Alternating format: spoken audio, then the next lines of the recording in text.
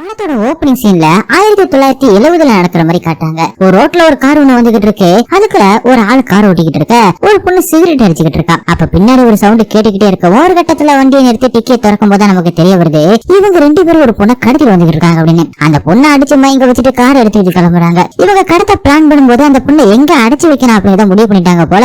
பக்கத்துல ஒரு பாழடைஞ்ச ஒரு பங்களா இருக்கு. அங்கே போய் அந்த பங்களாவை காவல் காத்துக்கிட்டு இருந்த ஒருத்தர் இருக்கான். அவனை அடிச்சு கொண்டுட்டு அந்த பங்களாவை இவங்க டேக் ஓவர் பண்ணிக்கிறாங்க. இப்ப அந்த ஸ்கூல் பண்ண ஒரு இடத்துல கட்டி போட்டுட்டு இவங்க அந்த பொண்ணோட அப்பா சேட்டுக்கு கால் பண்ணி, என்ன சேட்டு, உன்ன பொண்ண காணமா, நாங்க தான் உன்னோட பொண்ணை கடத்தி வச்சிருக்கோம் அப்படின்னு சொல்றா. அதுவும் கடத்திட்டு வந்திருக்கோம் அப்படிங்கிற அந்த வார்த்தையை அழுத்தமா காட்டுறாங்க. அடுத்த செகண்ட் கிட்னாப் பண்ணிருக்கோம் அப்படிங்கிற அந்த வார்த்தையை கேட்ட உடனே திடீர்னு ஒரு அமானுஷமான உருவம் அங்க வர மாதிரி இருக்கு. நாளைக்கு காலையில 10 மணிக்கு பழைய பாலத்துக்கிட்ட நீ 1 லட்சம் ரூபாய் எடுத்துட்டு வந்துரு, கொஞ்சம் லேட்டானா உன்னோட பொண்ணு ஊரோட இருக்க மாட்டா அப்படின்னு சொல்ல, அந்த சேட்டும் பயந்துகிட்டு நான் கொண்டு வந்துடுறேன் என்னோட பொண்ணு எதுவும் பண்ணிடாதீங்க அப்படின்னு சொல்றாரு. அப்படியே நைட் ஆகுது. அந்த ஆளும் பொண்ணு படியில உட்காந்துக்கிட்டு சரக்கும் தம்மும் அடிச்சுக்கிட்டு இருக்க.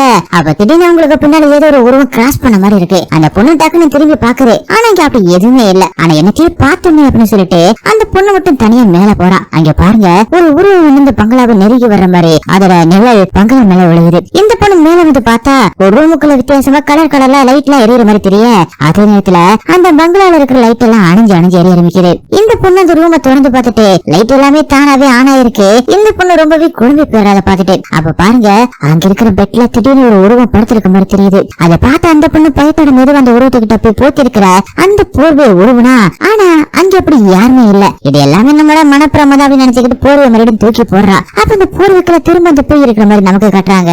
ஆனா அதை கவனிக்காம அந்த பொண்ணு போக ட்ரை பண்ணும்போது திடீர்னு மொத்தமா பங்களாவில் இருக்கிற எல்லா லைட்டும் அணைஞ்சு போகுது. என்னடா எல்லாமே வினோதமா அமானுஷமா நடக்குது அப்படின்னு அந்த பொண்ணு மேலையும் கீழையும் பாத்துக்கிட்டு இருக்கும் போதுதான் அங்க இருக்கிற டெலிபோன் ரிங் அடிக்க ஆரம்பிக்குது. அந்த பொண்ணு கிட்ட வந்த உடனே ரிங்கும் நின்று போக, அப்ப பக்கத்துல மெழுகு ஊத்தி இருக்கிறத பார்த்துட்டு அதை ஏத்திக்கிட்டே அப்படி நடந்து போய்கிட்டு இருக்கும்போது திரும்பி பின்னாடி வந்து ஒரு புக்கு விழுகும். இந்த பொண்ணு பயந்துகிட்டே பின்னாடி திரும்பி பாக்குறா. அப்ப டக்குனு அந்த போய் வந்து அந்த மெழுகு ஊத்தி ஊதி அமைக்கிட்டு போயிடுது. இதை பார்த்து அந்த பொண்ணு மிரண்டு போய் நின்னுகிட்டு இருக்கும் போது டக்குனு அங்க நிக்கிற எல்லா கண்ணாடியிலயும் இவளோட உருவம் டக்குன்னு தெரிஞ்சு திடீர்னு அந்த பேயோட உருவமா அது மாறி தெரிய, அந்த பேய் பின்னாடி நிக்கிறத பார்த்துட்டு மிரண்டு போய் ஓட ஆரம்பிக்கிற அந்த பொண்ணு. ஆனா அந்த பேய் அங்க இருக்கிற கண்ணாடி எல்லாத்தையுமே உடைச்சு அந்த பொண்ணு மேல அடிக்கவும் கண்ணாடி எல்லாமே கீழே அந்த பொண்ணு அதே இடத்துல இறந்து போயிடுறா. அந்த பேயும் அந்த பொண்ணோட உடம்ப டக்குன்னு உள்ள இழுத்துட்டு போயிடுது. அதே நேரத்துல சரக்கு அடிச்சுக்கிட்டு இருந்த அந்த ஆளும் என்ன இன்னும் நம்ம ஆளை காணோம் அப்படின்னு பாத்துக்கிட்டு பீர் பாட்டில எடுக்க போக அது திடீர்னு உடஞ்சி சதுருது. அடுத்த செகண்ட் அங்க ஒரு பொண்ணு நின்னுகிட்டு சோத்திலேயே முட்டிக்கிட்டு இருக்கு. அதை பார்த்த இந்த ஆளும், ஏய் பொண்ணு யார் நீ அப்படின்னு பயந்துகிட்டே கேட்டுக்கிட்டு பக்கத்துல போய் அந்த பொண்ணு திருப்புறான். அந்த பொண்ணு டக்குன்னு திரும்பி அப்படி பேய் மாதிரி கத்த, அடுத்த செகண்ட் அங்க இருக்கிற ஒரு வெள்ளக்காரனோட போட்டோல ரத்தம் தேய்க்கிற மாதிரி காட்டி அப்படியே படத்தை ஓபன் பண்றாங்க.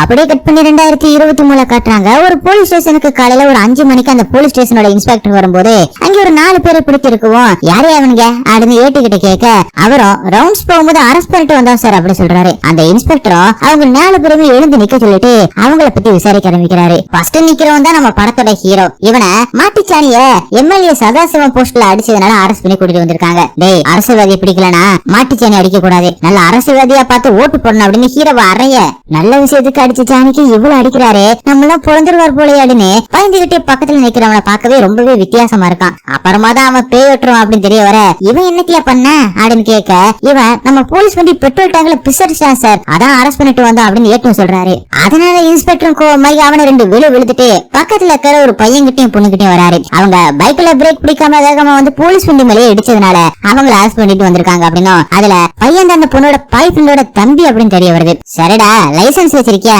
அப்படின்னு கேட்க, அதை வாங்க போகும்போதுதான் சார் அரெஸ்ட் பண்ணிட்டு வந்துட்டாங்க அப்படி சொல்லவும், யோ என்னையா கேஸ் பிடிச்சிட்டு வந்திருக்கீங்க, அடிச்சிட்டாங்க இடிச்சிட்டா அப்படின்னு ப்ரொமோஷனுக்கு ஏத்த மாதிரி பிடிச்சிட்டு வாங்கயா, இவங்களே அனுப்பிவிடு அப்படின்னு சொல்லிட்டு போறாரு. இப்ப போலீஸ் ஸ்டேஷன்ல மீட் பண்ண இவங்க 4 பேரோட வாழ்க்கையும் எப்படி மாறப்போகுது, இவங்களுக்காக என்ன மாதிரியான அமானுஷம் எல்லாம் காத்திருக்கு அப்படிங்கிறத சீக்கிரமாவே நம்ம பார்க்க போறோம். போலீஸ் ஸ்டேஷன்ல வகையா பட்னி போட்டதுனால 4 பேர் ஒன்னா போய் ஒரு ஹோட்டல்ல கட்டுன்னு சாப்பாட்டை கட்டிக்கிட்டு இருக்காங்க. அப்ப வெளியில எம்எல்ஏ சதாசிவராவோட பர்த்டே அப்படிங்கறதுனால இன்னைக்கு மதியம் அவரோட வீட்டுல அன்னதானம் நடைபெறும் அப்படின்னு எல்லாரும் வந்து கலந்துக்கங்க அப்படின்னு ஆட்டோல அனௌன்ஸ் பண்ணிட்டு போறாங்க. அதை கேட்ட அந்த பேய் ஓட்டுறவரும், நாம இங்க பிரேக்பாஸ்ட் முடிச்சுட்டு லஞ்சுக்கு அங்க போயிடலாமா அப்படின்னு கேட்க, போயிடலாம் அப்படின்னு மாதிரி அந்த பையனும் பொண்ணு சொல்றாங்க. எங்க பாருங்க அவர் யாருன்னு தெரியுமா அப்படின்னு இவனை பத்தின கதையை சொல்ல ஆரம்பிக்கிறாரு. ஹீரோ வேற யாரும் இல்ல, அந்த எம்எல்ஏவோட மருமகன் தான், அதாவது தங்கச்சி பையன். ஹீரோவும் எம்எல்ஏவை தேடி அவரோட வீட்டுக்கு வரும்போது எம்எல்ஏ ஏதோ ஒரு பூஜை நடத்துறதுக்காக ஒருத்தவங்க கிட்ட பேசிட்டு அவங்களை அனுப்பி வைக்கிறாரு.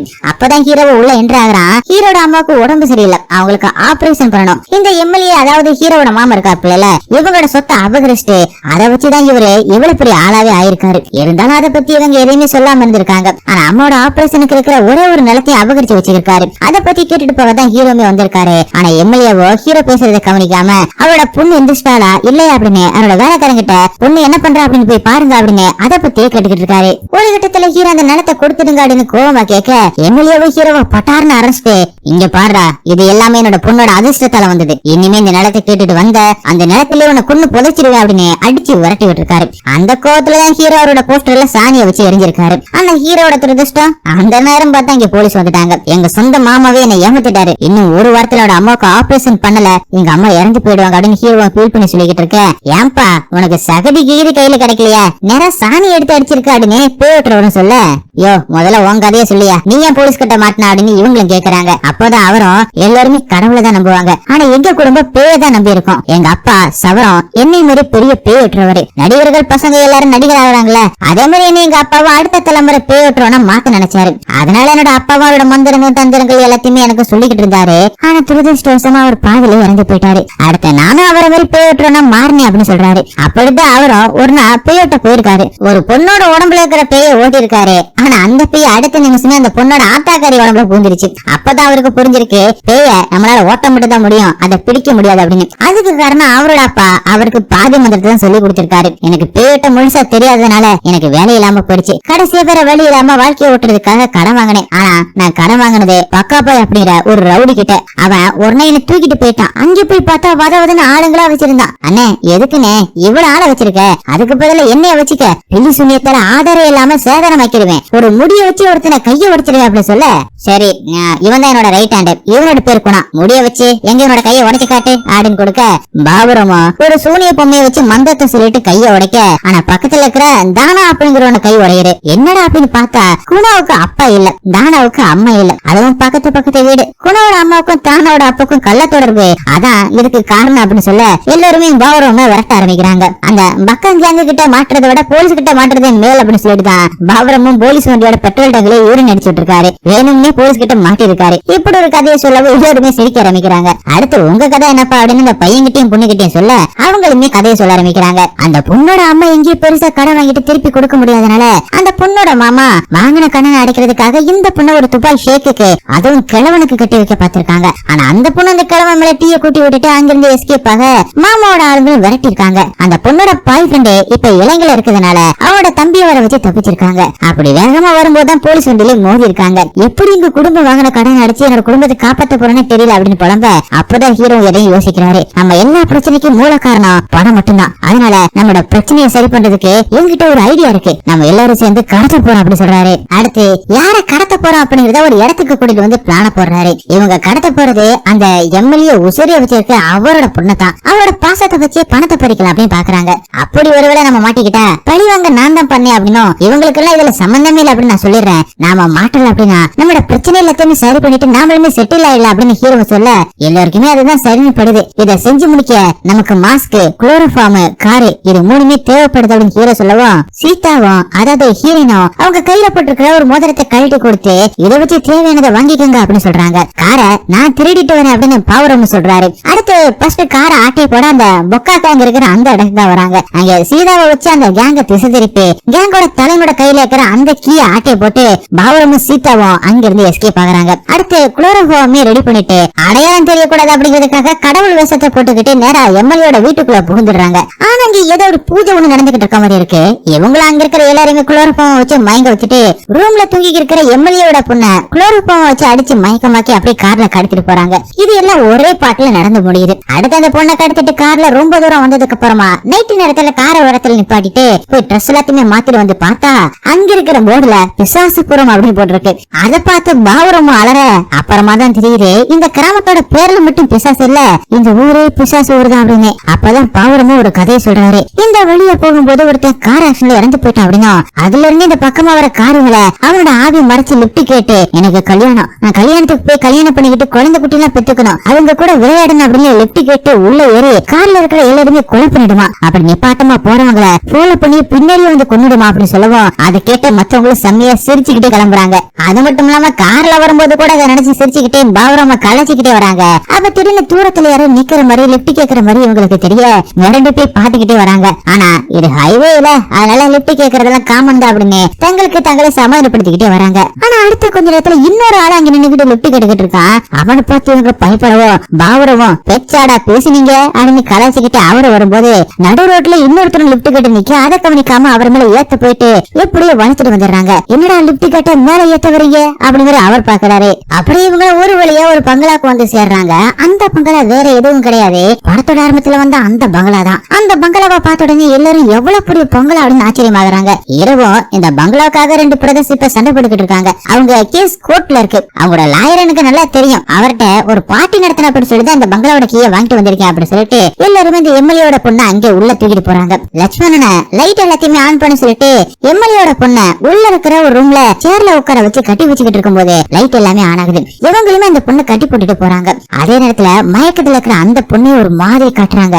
அப்படி பாபரமா வரும்போது வாழைப்பழத்தை சாப்பிட்டு தோலை ஹாலிலே போட்டுறாரு. அடுத்து வெளியில போயிட்டு அந்த எம்எல்ஏக்கு கால் பண்ணி மிரட்டிட்டு வரும் அப்படின்னு ஹீரோ கூப்பிட அதுக்கு பாபரமா ஏன் அங்க போயிட்டு அழுகுறீங்க, இங்கே இருந்து பண்ணுவோம் தானே அப்படின்னு சொல்ல, யோ உனக்கு என்ன மூளையில முதுகுல இருக்கா, நம்ம பண்ணிருக்கிறது கிட்னாப் அப்படின்னு சொல்லுவோம். அவ்வளவுதான். கிட்னாப் அப்படிங்கிற வார்த்தையை கேட்ட உடனே அந்த பேய் டக்குன்னு முழிச்சுக்குது. அடுத்து இவங்களும் வெளியில போய் டெலிபோன்ல கால் பண்ணாதான் நம்மள ட்ரேஸ் பண்ண முடியாது அப்படின்னு ஹீரோவும் லட்சணம்னு சொல்லிட்டு அங்கிருந்து போறத அந்த பேய் பாத்துக்கிட்டே இருக்கு. ஹீரோனும் போய் கதவை மூடிட்டு வரத பேயும் பாத்துட்டு டக்குன்னு அங்கிருந்து போறத ஹீரோனோ இங்க ஏதோ ஒண்ணு இருந்த மாதிரி இருந்துச்சு அப்படின்னு பாக்குறாங்க. ஹீரோவும் லட்சுமணனும் அங்கிருந்து கார்ல கிளம்பின அதே நேரத்துல எங்க ஹீரோன படத்தோட ஆரம்பத்துல ஒரு பொண்ணு போச்சுல அதே ரூமுக்கு ஏறி போறாங்க.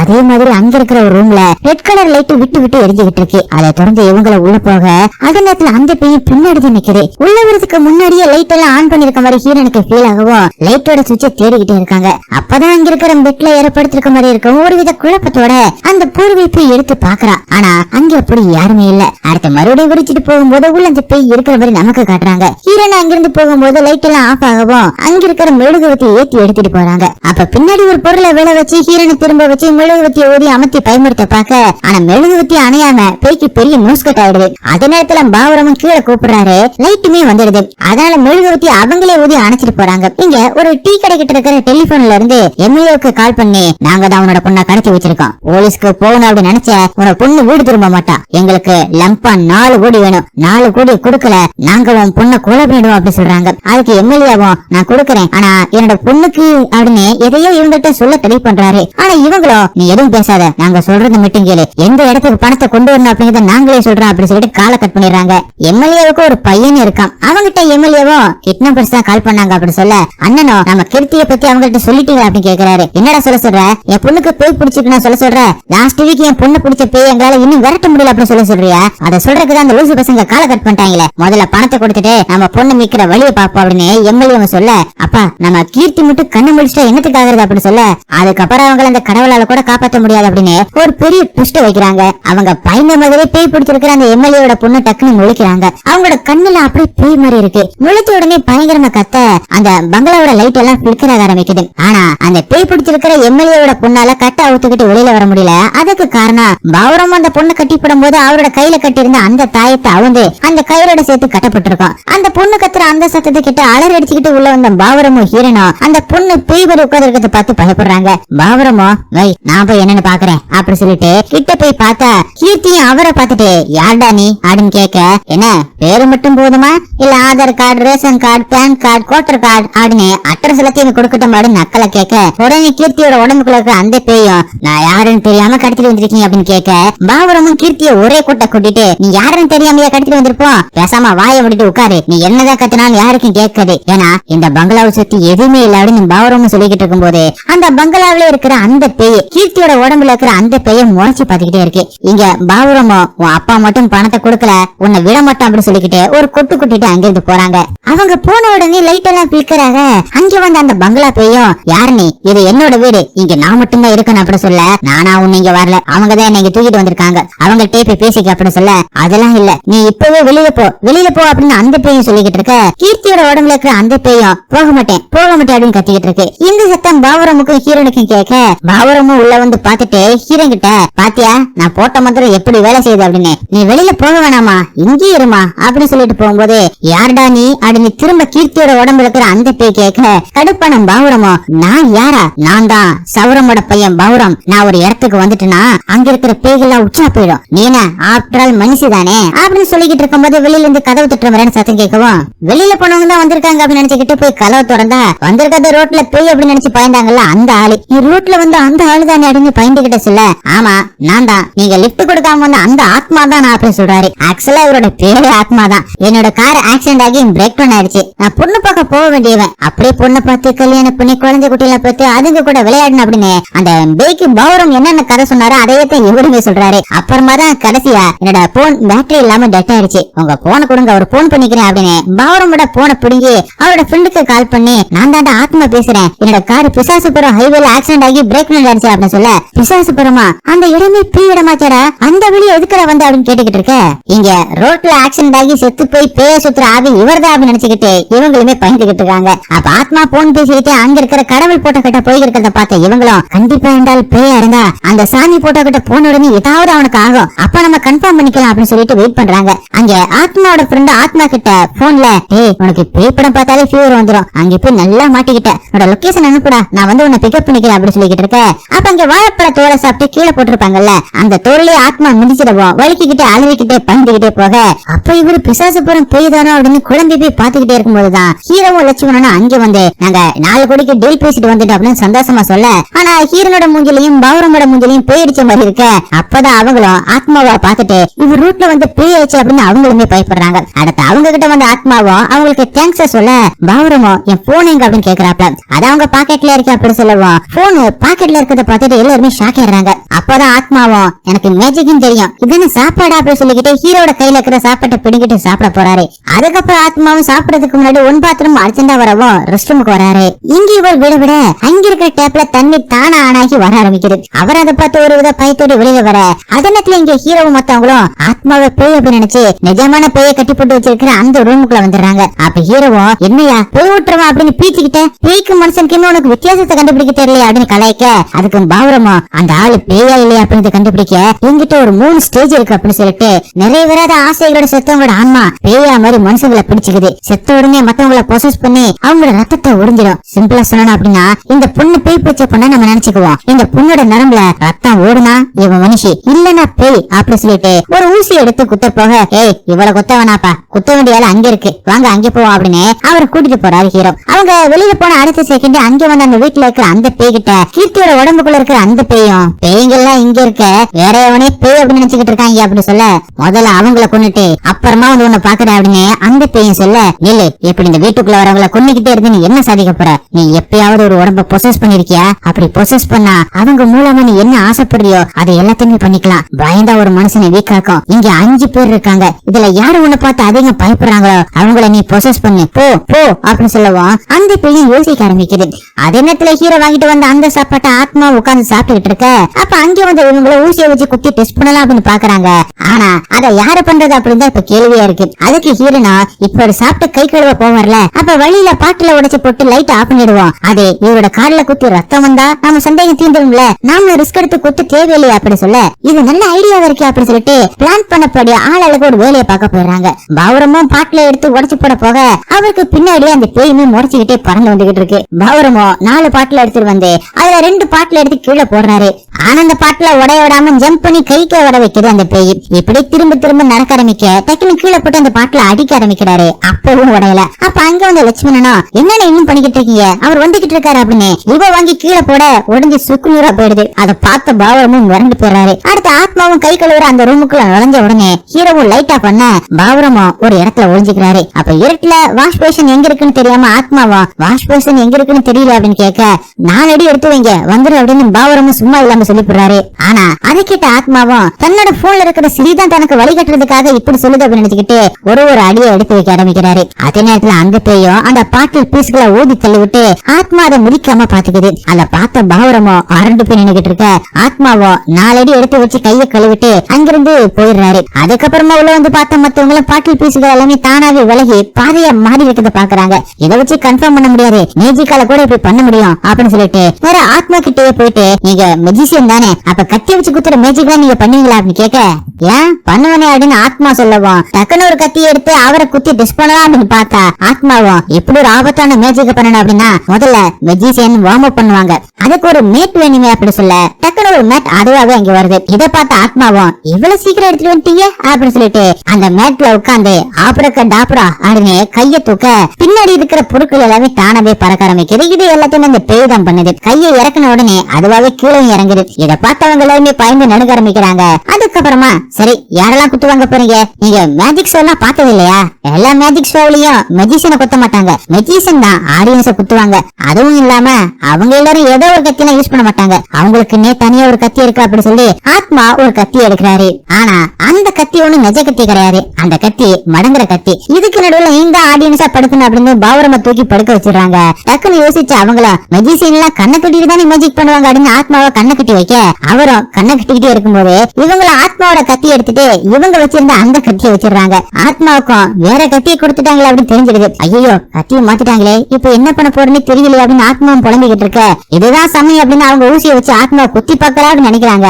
ஆனா அதுக்கு ஆத்மாவும் கண்ட மணிக்கு கத்திய சுழட்ட அவ்வளவுதான் எல்லாரும் பிச்சுக்கிட்டு ஓட ஆரம்பிக்கிறாங்க. அத ஆத்மாவும் கண்ணை தொடர்ந்து பார்த்துட்டு நம்ம திறமையை பார்த்து பயந்து ஓடிட்டாங்க போல, சரி டாய்லெட் வருது போயிட்டு வருவோம் அப்படின்னு பாத்ரூமுக்கு போறாரு. அது அந்த பேயுமே பாக்குது. அப்படி சீலை கட் பண்ணி எம்எல்ஏவோட வீட்டை காட்டுறாங்க. எம்எல்ஏவும் இப்ப என்ன பண்றதுன்னு உலாத்திக்கிட்டு இருக்கும் போது ஹிட் நம்பர்ஸ் கேட்ட பணத்தை ரெடி பண்ணியாச்சு அப்படின்னு எம்எல்ஏவோட பிஏவும் வந்து சொல்றாரு. அப்ப இன்னொரு அடியாளம் வந்து நிக்கிறான். அப்ப அவனை நான் தான் வர வச்சேன், கீர்த்தியை கடத்தினவங்கள நீங்க வேணா சும்மா விடலாம், நான் சும்மா விட மாட்டேன். கீர்த்திக்கு பேய் பிடிச்சு அவரோட உடம்புல இருக்கிற பேயை விட்டு 9 நாள் பூஜை பண்ணிக்கிட்டு இருந்தோம். இன்னைக்கு தான் கடைசி நாள். நான் கீர்த்திக்கு சத்தியம் பண்ணி கொடுத்திருக்கேன், அவளை இந்த பொண்ணு மாதிரி பாதுகாப்பேன் அப்படின்னு. நீங்க அமைதியா இருங்க, இதை நான் பாத்துக்கிறேன் அப்படி சொல்லிட்டு போறான் எம்எல்ஏவோட பையன். அதே நேரத்துல ஆத்மா கத்தியை விட்டு ஆட்டினதுல பயந்து போன எல்லாரும் உண்மையான பேய் இருக்கிற எம்எல்ஏவோட பொண்ணு கீர்த்தியை கட்டி போட்டு வச்சிருக்கிற அந்த ரூமுக்குள்ள வராங்க. ஃபர்ஸ்ட் பிளான் தான் ஊத்திக்கிச்சு, இப்ப செகண்ட் பிளான் என்ன அப்படிங்கறத சொல்லு அப்படின்னு சொல்ல, பொதுவா பேய்கள் ஒரு காம பிசாசுங்க, அவனை பார்த்தாலும் அப்படிதான் தெரியுது. காம வந்தா பேயோட கால் பின்னாடி திரும்பிக்கும், அப்படி அவனை செடியூஸ் பண்ண போறது நீங்க அப்படின்னு ஹீரனை சொல்ல, ஆனா ஹீரனோ நானா பண்ண மாட்டேனே அப்படின்னு சொல்றான். நீ மட்டும் இதை பண்ணல, அந்த துபாய் ஷேக்கு என்னோட தங்கச்சியே கல்யாணம் பண்ணிட்டு போயிடும் அப்படின்னு பவரும் சொல்றாரு. ஹீரோவும் ஹீரோன் கிட்ட பேசி சம்மதிக்க வைக்கிறான். அடுத்த கொஞ்ச நேரத்துல ஆத்மாவும் புக்ல ராசி பலனை படிச்சுக்கிட்டு இருக்க, அப்ப ஆத்மா பாக்காத நேரத்துல பாவரமும் வந்து எண்ணெய் ஊத்திட்டு போறாப்ல. ஆனா அடுத்த செகண்ட் அந்த எண்ணெய் ஊதி பக்கத்துல தள்ளி விட்டுறது. அடுத்து ஹீரோன் கிளாமரா சேலையை கட்டிட்டு வந்து ஆத்மாவை செடியூஸ் பண்ண வரான். ஆனா ஆயில் எப்படி அங்கி போச்சு அப்படின்னு ஹீரோன் குழம்பி போய் சரி சமாளிப்போம் அப்படின்னு அந்த ஆயில்ல மிதிச்சு அவரோட மடியில் போய் உட்காந்து அவர்கிட்ட ரொமான்ஸ் பண்ண ஆரம்பிக்கிறான். சும்மாவே அவரோட கால் பின்னாடியே வளையுது. ஹீரோன் பண்ற அந்த செடியூஸும் கொஞ்சம் ஓவரா போறதுனால கடுப்பான லட்சுமணனும் ஹீரோன் போய் எடுத்துட்டு வந்துடுறான். அதை பார்த்து ஆத்மாவா ஜஸ்ட் மிஸ் ஆயிடுச்சு அப்படின்னு ஃபீல் பண்றாரு. இருந்தாலும் அந்த பொண்ணுக்கு நம்ம மேல ஒரு கிரஷ் இருக்கப்பா அப்படின்னு சந்தோஷப்படுறாரு. இப்ப ரெண்டாவது பிளான் செட் ஆகல அப்படின்னு சொல்லிட்டு மூணாவது பிளான் சொல்றான். மனுஷனுக்கு எப்படி சரக்கு வீக்னஸோ அதே மாதிரி ரத்தம் பேய்களுக்கு வீக்னஸ். ரத்தத்தை பார்த்தாலே பேய் அந்த ரத்தத்தை நெக்ஸ்ட் உறிஞ்சு குடிச்சிடும். அப்படி உறிஞ்சு நக்கலைனா அது மனுஷன் அப்படி சொல்ல, இது எல்லாத்தையுமே கீர்த்திக்குள்ள இருக்கிற அந்த பேயுமே பாத்துக்கிட்டு இருக்கு. பாவரமோ இப்ப யார் ரத்தத்தான செய்ய ரெடியா இருக்கீங்க அப்படின்னு கத்திக்கிட்டு எமோஷனல்ல அவரோட கையை அவரை கிழிச்சுக்கிறாரு. அதை பார்த்த பாவரமோ ஐயோ என்னோட ரத்தம் தண்ணியா போகுது என்னை காப்பாத்துங்க அப்படின்னு கத்த அவரை இழுத்துக்கிட்டு அவர் சொன்ன அந்த பிளானை எக்ஸிக்யூட் பண்ண போறாங்க. அப்ப லட்சுமணனும் கத்தியை தூக்கி போட அதை கீர்த்தி கையில கட்டி இருந்த அந்த தாயத்துல பட்டு அந்த காயத்தை கீழே விழுந்துருது. அதை பார்த்த கீர்த்தியோட உடம்புக்குள்ள இருக்கிற பேயுமே சந்தோஷப்படுது. அதே நேரத்துல ஆத்மாவும் அர்ஜென்டா இருக்கு அப்படின்னு சொல்லிட்டு ரெஸ்ட் ரூமுக்கு வந்தா முன்னாடி நடந்த மாதிரி தானாவே கண்ணாடி உடையறதும் பைப்புல ரத்தமா வரமே பார்த்து மிரண்டி தாங்கிட்டு தெரிச்சு ஓடுறாரு. அதே நேரத்துல இங்க எவங்களுமே ரத்தம் வெளியுது அப்படின்னு அழுகிக்கிட்டே இருக்க, அப்ப பாத்ரூம்ல பிளட் வரத பார்த்து பயந்துட்டு பிளட் அப்படின்னு கத்திக்கிட்டே ஓடி வந்த ஆத்மாவும் வேகத்துல பாவரம் மேலே விழுந்து அவரோட கையில இருக்கிற அந்த பிளட்டை பார்த்து கத்த, அப்பதான் பாக்குறாங்க அந்த பிளட் எல்லாமே வேற எங்கேயோ பறந்து போகுது அப்படின்னு. அதை ஃபாலோ பண்ணிக்கிட்டே வந்து பார்த்தா கீர்த்தியோட உடம்புக்குள்ள இருக்கிற அந்த பேய் தான் அந்த ரத்தத்துல எல்லாத்தையுமே குடிச்சுக்கிட்டு இருக்கு. அதுவும் இல்லாம அப்படி அதை அந்த இடத்துல பறக்க ஆரம்பிக்க அப்படி கீர்த்தியும் பேய மாதிரி பயங்கரமா சிரிச்சுக்கிட்டு சேர டக்குன்னு உடைக்குது. இவங்களுக்கு அப்பதான் தாங்க ஒரு பேய கடத்தில வந்திருக்கு அப்படின்னு தெரிய வருது. டேய் இப்போது நான் யாருன்னு உங்களுக்கு தெரியுதா, நான் தான் சாக்கினி, எல்லா பேய்களுக்கும் அம்மா, நான் உங்க பிளட் எல்லாத்தையுமே குடிக்க போறேன் அப்படின்னு கத்த எல்லாரும் பயந்து அங்கிருந்து ஓட ஆரம்பிக்கிறாங்க. அவங்களால எங்கேயுமே ஓட முடியல, ஏன்னா எல்லா டோருமே அடைச்சுக்குது. பின்னாடி கீர்த்தி உடம்புக்குள்ள இருக்கிற அந்த பேயும் வர ஆளாளுக்கு எல்லா இடத்துக்குமே பிச்சுக்கிட்டு ஓட ஆரம்பிக்கிறாங்க. அந்த கீர்த்தி பேயும் உங்க யாரையுமே விட மாட்டேன் அப்படின்னு கோமா கத்திக்கிட்டு இருக்கு. கீர்த்தி பேய்க்கு பின்னாலதான் அந்த பங்களா இருக்கிற அந்த பேயுமே நினைக்கிட்டு இருக்கு. அப்படி சீன் கட் ஆகி அடுத்த சீன்ல அந்த எம்எல்ஏவோட பையன் ஒரு பெரிய மந்திரவாதியை பார்க்க வந்திருக்கான். அந்த மந்திரவாதியும் ஒரு பூஜை பண்ணிட்டு ஏதோ ஒரு சீல்டு மாதிரி ஒண்ணு உருவாக்குறாரு. டக்குனு இங்க நின்னுகிட்டு இருந்த எம்எல்ஏட பையன் கிட்ட பூஜைக்கான நேரம் வந்துருச்சு. இன்னைக்கு நீ நினைச்சதெல்லாம் நடக்க போகுது. நம்மளோட தங்கச்சியோட உடம்புல ஏவி விட்ட அந்த பேய் இன்னைக்கு அவளை கொன்னுட்டு அவ உடம்புல இருந்து வெளியேறிடும் அப்படின்னு மந்திரவதியும் சந்தோஷமா சொல்ல, அப்பதான் காட்டுறாங்க எம்எல்ஏட பையன் தான் தன்னோட அப்பாவோட சொத்துக்கு ஆசைப்பட்டு கீர்த்தியோட முடிய எடுத்துட்டு வந்து மந்திரவதி கிட்ட கொடுத்து அவ மேல ஒரு பேயை ஏவி விட்டு அந்த பேயை வச்சு அவளை கொண்டு தடையுமே இல்லாம கொலை பண்ண பிளான் பண்ணிருக்காங்கன்னு. அதுபடி அந்த மந்திரவதி ஏவி விட்டு கீர்த்திக்கு பேய் பிடிக்க விட்டுருக்கான். இப்பதான் எம்எல்ஏட பையனோ அவளோட தங்கச்சியை கடத்திட்டாங்க அப்படின்னு விஷயத்த அந்த மந்திரவதி கிட்ட சொல்ல அவரும் செம்மைய கோவமாயிடுறாரு. நீ சொல்றது உண்மையா இருந்தா அவளுக்கு மட்டும் ஆபத்து இல்ல, எனக்கு தான். அவளோட உடம்புக்குள்ள 10 நாளுக்கு தான் அந்த பேய் இருக்கும். 10வது நாள் நாம அந்த பூஜையை பண்ணணும். அப்பதான் 10வது நாள் கீர்த்திய அந்த பேய் கொல்லும். இல்லன்னா அதுக்கு பதில என்னை குண்டும். என்ன செய்வே ஏது செய்வே அப்படின்னு தெரியாது. அந்த பொண்ணு எங்க இருக்கா அப்படின்னு நீ கண்டுபிடிக்கணும் அப்படின்னு எம்எல்ஏட பையனோட கழுத்தை பிடிக்க, அப்ப எம்எல்ஏட பையனுக்கு கிட்னாப்பர் எங்க இருந்து கால் பண்ணிருக்காங்க அப்படிங்கிற விஷயத்தை கண்டுபிடிச்சிட்டோம். லொகேஷன் அவங்களுக்கு அனுப்பி வைக்கணும் அப்படின்னு கால் வர அந்த இடத்துக்கு நீ கூட்டிட்டு போ அப்படின்னு அந்த மந்திரவதி சொல்றாரு. அதே நேரத்துல இங்க அவங்க எல்லாருமே துரத்திக்கிட்ட வந்து கீர்த்தியோட உடம்புக்குள்ள இருக்கிற அந்த பேய் இப்ப பாவரம் ஒரு ரூமுக்குள்ள வந்து அங்க இருக்கிற மரப்பீரக்குள்ள ஒழிஞ்சுக்கிறாரு. அதே ரூமுக்கு பாவரங்க தேடி அந்த பேயும் வருது. பாவரம் எங்க இருக்கு அப்படின்னு சுத்தி முத்தி தேடிக்கிட்டு இருந்த அந்த பேய்க்கு பாவரம் அந்த பீரோக்குள்ளதான் இருக்காரு அப்படின்னு தெரிஞ்ச உடனே பீரோவை ஒரே உட அதுக்குள்ள பயந்து நடுங்கி இருக்கிற பாவரமா கிட்ட இழுத்து கீர்த்தியோட உடம்புக்குள்ள இருக்கிற அந்த பேயை எப்படி எல்லாம் பாவரம் மிரட்டி அடிச்சாரோ அதே மாதிரி இந்த பேயுமே பாவரமா வச்சு செய்யுது. அதனால அவரும் பயந்து நடுங்கிக்கிட்டு அங்கிருந்து ஓட ஆரம்பிக்கிறாரு. அடுத்து அந்த பேயும் ஆத்மா ஒளிஞ்சிருக்கிற அந்த இடத்துக்கு வந்து அவரை தேட அவர் ஒரு போட்டோ பிரேமுக்கு பின்னாடி ஒளிஞ்சுக்கிறாரு. பேயுமே தேடி பார்த்துட்டு இல்ல போல அப்படின்னு சொல்லிக்கிட்டு திரும்பி போகும்போது ஆத்மா ஒளிஞ்சுக்கிட்டு இருந்த அந்த போட்டோ பிரேம்ல இருந்த ஒரு லேடி வச்சிருந்த வெங்கலப்பான டக்குனு போட்டோல இருந்து கீழே விழுந்துருது. அதை பார்த்து ஆத்மாவும் மிரண்டு போறாரு. அந்த சத்தம் கிட்ட அந்த பேயுமே திரும்பி வரும்போது ஆத்மாவும் போட்டோல இருந்த அந்த பொண்ணு மாதிரியே பானையை தலையில வச்சுக்கிட்டு அசையாம நின்னுகிட்டு இருக்காரு. பேயும் அவரை வேணும்னே டெஸ்ட் பண்ணி பாக்குது. அப்ப திடீர்னு ஒரு ஈ வந்து பேயை டிஸ்டர்ப் பண்ண பேய்க்கு அந்த ஈய பார்த்தாலே செம்மைய கோவம் வர ஆரம்பிக்கிறே. அங்க இருக்கிற துப்பாக்கி எடுத்து அந்த பேயும் அந்த ஈய சுடுறன்ற பேர்ல கண்ட மீனுக்கு சுட ஒரு கட்டத்துல அந்த ஈ ஆத்மாவோட மூக்குலயே போய் உட்காருது. Just miss. ஆத்மா பானையை வச்சு குண்டை தடுத்து தப்பிக்கிறாரு. அதுக்கப்புறமா தன்னை பயமுறுத்து வந்த பேயோட தலையில அந்த பானையை கவுத்தி போட்டுட்டு 2 அடி அடிச்சுட்டு அங்க இருந்து எஸ்கேப் ஆயிடுறாரு. இப்ப கீர்த்தியோட உடம்புக்குள்ள இருக்கிற அந்த பேயும் மத்தவங்களை பயன்படுத்திக்கிட்டு இருக்க அங்க பங்களா பேயும் ரொம்பவே பயப்படுற ஒரு ஆளை பாத்துருச்சு. அது நம்ம ஹீரோயின் தான். அவங்க ஒரு இடத்துல ரொம்பவே பயங்கி போய் உட்காந்துக்கிட்டு இருக்காங்க. அந்த பங்களா பேயும் ஹீரோனை பயங்கரமா பயமுறுத்த ஆரம்பிக்குது. கடைசியில லட்சுமணன் வந்து ஹீரோயின் மாட்டிக்கிட்டு அந்த ரூமை திறந்து காப்பாத்தி கூட்டிட்டு போறான். இப்ப பயந்து போன எல்லாருமே கடைசியில ஒரே இடத்துக்கு ஓடி வராங்க. அப்பதான் ஆத்மாவுக்கு இவங்க எல்லாரும் சேர்ந்துதான் கீர்த்திக்கு பேய் பிடிச்சிருக்கு அப்படின்னு கூட தெரியாம அவளை கடத்திட்டு வந்திருக்காங்க அப்படின்னு விஷயம் தெரிய வர உடனே ஆத்மாவும் எனக்கும் ஒரு ஷேர் வேணும் இல்லனா எல்லாத்தையுமே வெளியில சொல்லிடுவேன் அப்படின்னு பிளாக்மெயில் பண்றாரு. அப்புறமா தான் பாவரமா பார்த்து இவர் பேய் ஓட்டுறது தானே, இவர் நம்மளை காப்பாற்ற மாட்டாரு அப்படின்னு கேட்க இவரால பேய ஓட்ட மட்டும் தான் முடியும், அந்த பேயை அழிக்க முடியாது அப்படின்னு சொல்லவும் ஆத்மாவும் பாவரமா பார்த்து ஓ நீ ஹாஃப் பாயில அப்படின்னு காரிட்டு போறாரு. அப்புறமா தான் பாவரமோ என்னட்ட ஒரு பவர்ஃபுல்லான வெப்பன் இருக்கு, இதுதான் என்னோட அப்பாவோட அஸ்தி அப்படி சொல்லிட்டு படிக்கு கீழே கோட போட்டுட்டு இதை தாண்டி எந்த ஒரு பேயால வர முடியாது, காலையில விடிஞ்சதுமே பேயால நம்மள பொசஸ் பண்ண முடியாது, வெடிக்கிறதுக்கு இன்னும் 6 மணி நேரம் தான் இருக்கு, அது வரைக்கும் அந்த பேய் அந்த கோட்டுக்கு அந்த பக்கமே தடுத்து நிறுத்திட்டோம்னா காலையில விடிஞ்சதுமே இசையில அப்படின்னு பாவரமா சொல்ல அதை கேட்ட ஆத்மாவும் கொஞ்சம் அதிக பிரசங்கித்தனமா அந்த பேயை சவால் விட்டு கூப்பிட்டுக்கிட்டு இருக்காரு. அடுத்த செகண்ட் அங்க வந்து அந்த பேயின் தலைகளை இவங்களை பயமுறுத்துற மாதிரி படியில நடந்து வர இவங்க எல்லாரும் பயந்து நடுங்குறாங்க. ஆனா அங்கதான் பாவரமிக்க டுஸ்டா அந்த பேயினால உண்மையாலே அந்த சாம்பல் கோட்டை தாண்டி வர முடியல.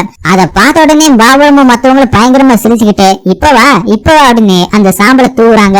அந்த பேயும் கத்திக்கிட்டே இருக்கும்போதுதான் அவங்களுக்கு பின்னாடி அந்த பங்களா பேய் வரத பாக்குது அந்த பேய். ஆனா அந்த பங்களா பேய் ஹீரோனை மட்டும்தான் குடி வைக்குது. அதை பார்த்த கீர்த்தியோட உடம்புல இருக்கிற அந்த பேயோ அவ சரியான உடம்பு கண்டுபிடிச்சிட்டா, நாம முதல்ல இவங்களை டிஸ்ட்ராக்ட் பண்ணணும் அப்படின்னு சொல்லிட்டு மயக்கம் போட்டு விழுகிற மாதிரி விழுகுது. அப்பதான் ஹீரோனுக்கு தனக்கு பின்னாடி ஏதோ ஒன்று இருக்கிற மாதிரி ஃபீல் ஆகும்.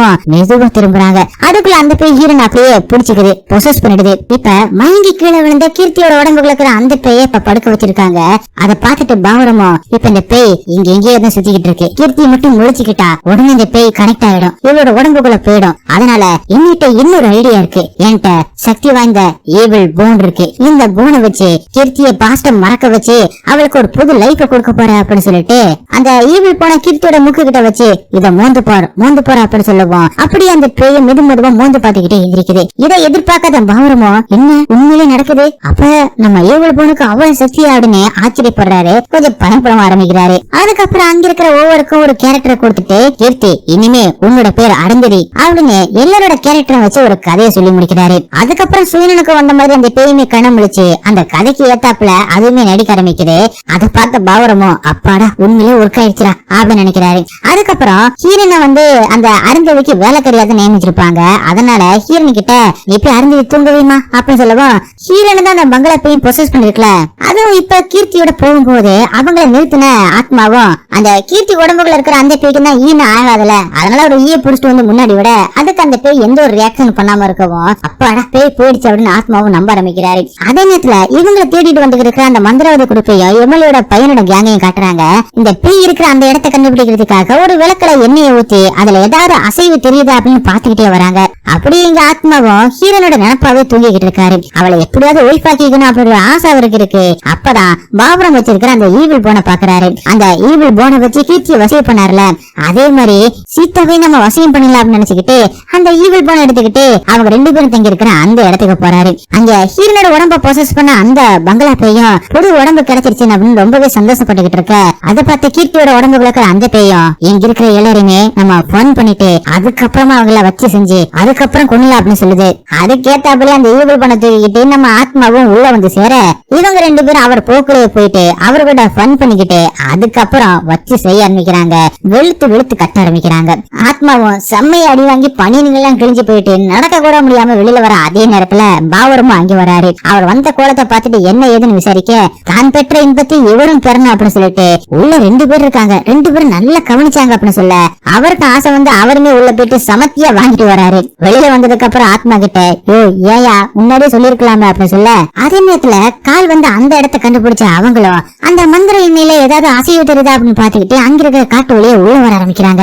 அப்பதான் லட்சுமணனுக்கு ஹீரோக்கு மொழிப்பு அங்க வந்து சேர்றாங்க. அதே நேரத்துல அங்க இருக்கிற எல்லா இடமும் திடீர்னு தீ பிடிச்சி எரிய ஆரம்பிக்குது. அந்த படிக்கு மேல அந்த 2 பேய்களை நிக்கிறத பார்த்து இவங்க பயந்து நடுங்க ஆரம்பிக்கிறாங்க. அதுக்கப்புறம் கீழே இறங்கி அந்த 2 பேய்களை இவங்களை எப்படி எல்லாம் கொள்ளலாம் அப்படின்னு ரொம்பவே ஆக்ரோஷமா சொல்லிக்கிட்டு இருக்க.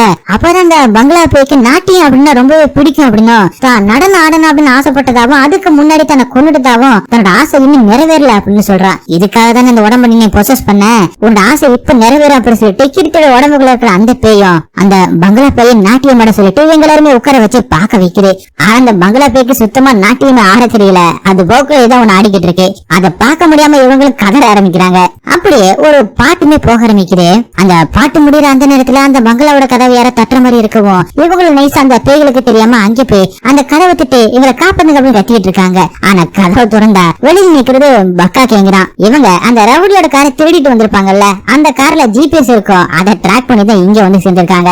ஆனா அங்க சேர்ந்ததுக்கு அப்புறம் தான் அவங்க கீர்த்தி அப்படிங்கிற எம்எல்ஏட பொண்ணை கடத்தி வச்சிருக்காங்க அப்படின்னு தெரிய வர அந்த பிளான்ல இவங்களுமே சேர்ந்துக்கிறாங்க.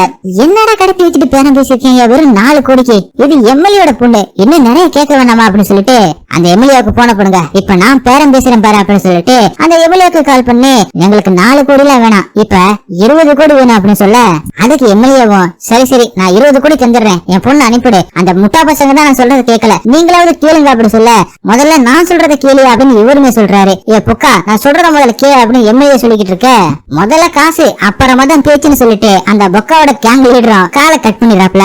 அது மட்டும் இல்லாம இந்த கடத்தல் எல்லாத்தையுமே தான் பண்ணேன் அப்படின்னு அந்த பேய்களுக்கு முன்னாடி காசுக்கு ஆசைப்பட்டு அந்த ரவுடியுமே ஒத்துக்கிறாப்ல.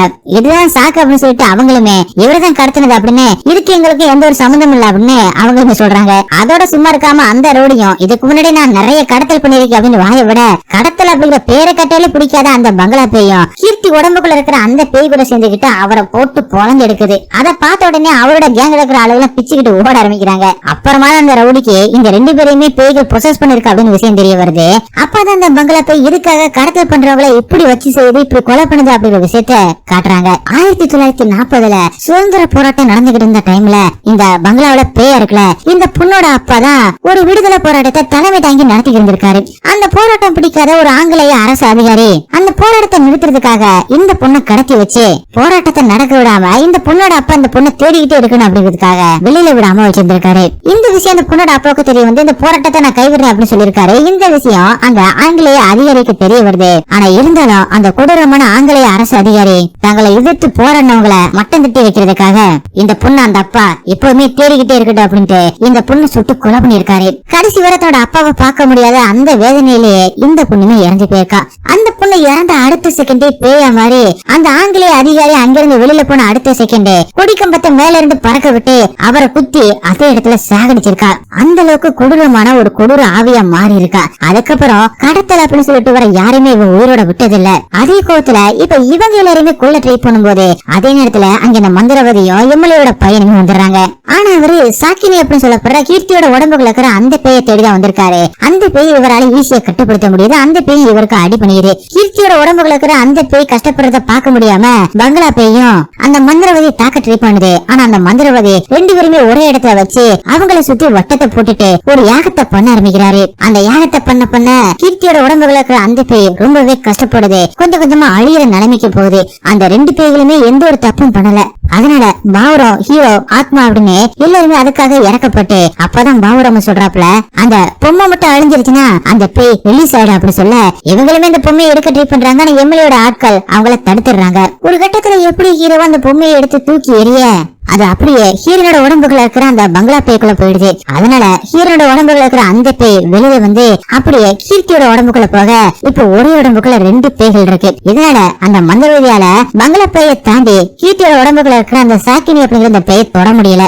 அடுத்த செகண்ட் அந்த எம்எல்ஏட பையனை கொண்டுட்டு மந்திரவாதியை சுத்தி இருக்கிற அவனோட ஆட்களை தூக்கி எறியுது. கடைசியில அந்த மந்திரவாதிக்கும் அந்த 2 பேய்களுக்கும் சண்டை நடக்க ஆரம்பிக்குது. அந்த சண்டையில அந்த மந்திரவாதியை எரிச்சியை கொண்டுடுதுங்க அந்த 2 பேய்ங்க.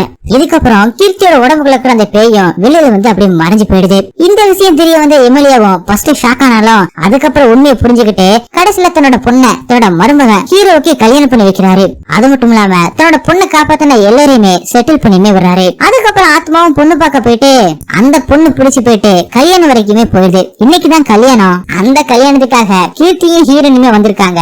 அவங்க 2 பேரையுமே ஒரு ரூம்ல தங்க வச்சிருக்காங்க. அதுக்கப்புறம் ஆத்மாவும் அவங்க 2 பேருமே கூட்டிக்கிட்டு தன்னோட கல்யாணத்துக்கு போறாரு.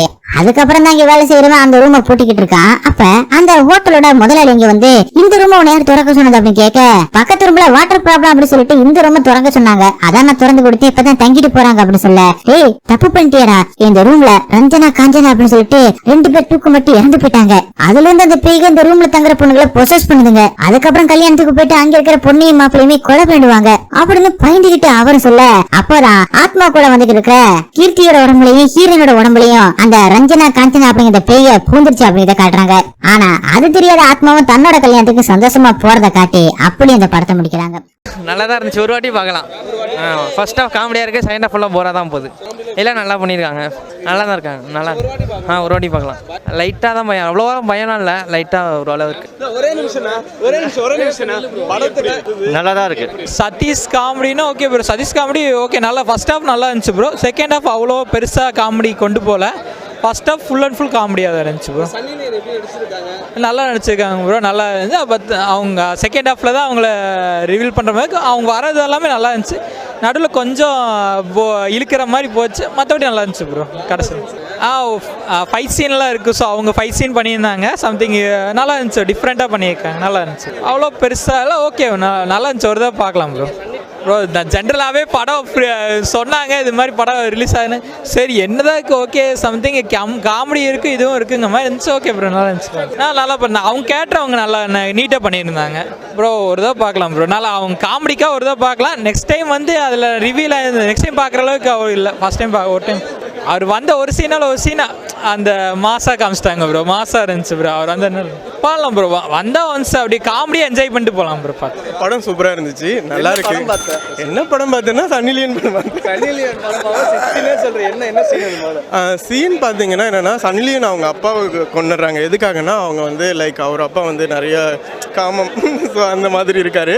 ஸோ அது அவங்களுக்கு பிடிக்கல சின்ன வயசுல இருந்து. ஸோ அதனால என்ன பண்ணுறாங்கன்னா அவங்க அப்பாவை கொலை பண்ணிடுறாங்க. அதுலேருந்து அவங்க வந்து என்னென்னா ஆண்களே பிடிக்கல. ஏன்னா அவங்க அப்பா அந்த மாதிரி இருக்கிறதுனால அந்த புறத்தில். ஸோ அதனால அவங்க ஆண்களை வந்து இது பண்ணிட்டு இருக்காங்க. பசங்களை வந்து ரொம்ப இந்த மாதிரி இதில் வந்து பண்ணணும் அப்படிங்கிற மாதிரி பண்ணிகிட்ருக்காங்க. ஸோ அதுக்கப்புறம் அவங்க இறந்துடுறாங்க. அவங்க வந்து தர்ஷாக்குள்ளே வந்துடுறாங்க. தர்ஷா இருக்காங்களா அவங்க உடம்புல வந்துடுறாங்க. அதுலேருந்து தான் கதை போயிட்டுருக்கு. யுவன் சார் அது வந்து இது ஆக்சுவலாக வந்து இது வந்து 2வது படம் நினைக்கிறேன். அவருக்கு நல்லா அருமையாக பண்ணியிருக்காரு. சிஜி ஒர்க்லாம் எக்ஸ்ட்ரானரியாக சூப்பராக இருக்குது. அப்புறம் வந்து எடிட்ரு நல்லா பண்ணியிருக்காப்புல. அப்புறம் வந்து இவர் சதீஷ் அவர் வந்து காமெடி நல்லா ஒர்க் அவுட் ஆகிருக்கு. இதில் நல்லா சூப்பராக ஒர்க் அவுட் ஆகிருக்கு. தர்ஷா குப்தா இது வந்து சூப்பராக பண்ணியிருக்காங்க. அது இந்த குஞ்சாங்க கேரக்டர் இஜிபி மூத்த அவர்கள் வந்து நல்லா அருமையாக இருக்குது. அவர் வந்து இது ஃபஸ்ட்டு படம் மாதிரி ஆக்சுவலாக இது ஃபஸ்ட்டு படம் மாதிரி தெரில. அவர் வந்து நல்லா எக்ஸ்பீரியன்ஸ் மாதிரி பண்ணியிருக்காப்புல. வேறு லெவல் பண்ணியிருக்காரு. படம் வந்து பார்க்கலாம். சூப்பராக இருக்குது. ஃபேமிலி வந்து பார்க்கலாம், ரொம்ப கவர்ச்சியெல்லாம் இல்லை, ஃபேமிலி வந்து பார்க்கலாம், அருமையாக இருக்குது, நல்லா கிளாமரும் இருக்குது, அட் த சேம் டைம் வந்து நல்லா சூப்பராக காமெடி நல்லா ஒர்க் அவுட் ஆகிருக்கு. படம் சூப்பராக இருந்துச்சு தலைவா, வேறு லெவலில் இருந்துச்சு. உள்ளே வந்துட்டு ஃபஸ்ட் ஹாஃப் வந்துட்டு கொஞ்சம் ஸ்டார்டிங்கில் கொஞ்சம் லேக் அடிக்கிற மாதிரி இருந்துச்சு, அதெல்லாம் செகண்ட் ஹாஃபில் வேறு லெவல் தெரிக்குது. படத்தோட நம்ம மைண்ட் செட்டே மாற்றிட்டாங்க ஃபஸ்ட் ஹாஃப்லேருந்து செகண்ட் ஹாஃபில். அப்படியே சன்னி லியோன்லாம் வந்தாங்கன்னா வேறு லெவலில் இருக்காங்க படத்தில். கிளாமர் சீனுக்காக அங்கங்கே வந்து கொஞ்சம் சென்சார் பண்ணியிருக்காங்க. அப்படி பண்ணியிருந்தாலுமே வேறு லெவலில் இருக்குது. சன்னி லியோன் ஃப்ரேமை உடச்சிட்டாங்க 18+இருந்து. இப்போ இந்த படத்தில் வேறு லெவலில் சன்னி லியோனை பார்ப்பீங்க. 18+ தான் இது வரைக்கும் நம்ம பார்த்துட்ருப்போம். இந்த படத்தில் பார்த்தீங்கன்னா சன்னி லியோனை அப்படியே டோட்டலாக வேறு வியூவில் வந்து காமிச்சிருக்காங்க, வேறு லெவல். காமெடியஸ்லாம் வந்து பார்த்தீங்கன்னா அவங்கவுங்க ரோலை கரெக்டாக ப்ளே பண்ணியிருக்காங்க. ஜிபி முத்துல ஸ்டார்டிங்கில் ஆரம்பித்து, அடுத்து யோகி பாபில் ஆரம்பித்து, கடைசியாக மொட்டை ராஜேந்திரன் வரைக்கும் சூப்பராக பண்ணியிருக்காங்க. இதில்வா வேறு லெவலு. கண்டிப்பாக வீக்கெண்டு தான் இல்லை, இன்றைக்கே வந்தாலும் என்ஜாய் பண்ணலாம் உள்ளார. அவங்க சீன்ஸ் எல்லாமே அப்படி தான் இருக்கும் சார். படத்தில் ஒரு மெசேஜில் ஒன்றும் இல்லை. அவர் தான் ஹீரோவே படத்தில். எல்லாம் காமெடியாக கேட்குறீங்க, படம் நல்லா தான் இருந்துச்சு சார். நல்லா தான் பண்ணியிருந்தாங்க, எல்லாருமே நல்லா தான் பண்ணியிருந்தாங்க. ஓகே, வேற லெவல் தான். சன்னி லியோன் இருந்தாலே வேற லெவல் தான்.